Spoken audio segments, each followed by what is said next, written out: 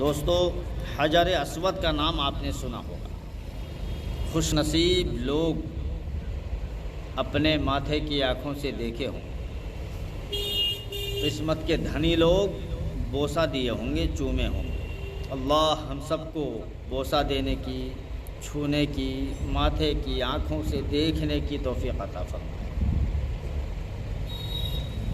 حجر اسود، کالا پتھر، اللہ کے پیارے نبی ارشاد فرماتے ہیں کہ جب جنت سے یہ لایا گیا تھا، یہ ایک جنتی پتھر ہے، اس وقت اس کی کیفیت یہ تھی کہ دودھ سے زیادہ سفید ہوا کرتا تھا، مگر آج کالا پتھر ہے۔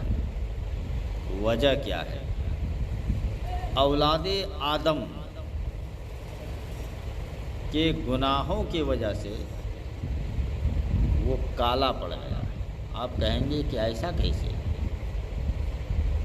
تو آپ لاکھ گنہگار ہو، خطا کار ہو، اپنے دامن میں گناہوں کا دھبا لے کر جاؤ اور حجر اسود پہ ہاتھ رکھو، ادب کے ساتھ اس کو چومنے کی کوشش کرو، چومو، بوسہ دو، قسم خدا کی آپ کے تمام گناہوں کو اپنے دامن میں وہ لے لیتا ہے، آپ کے دامن کو صاف کر دیتا ہے اور خود کالا ہو جاتا ہے۔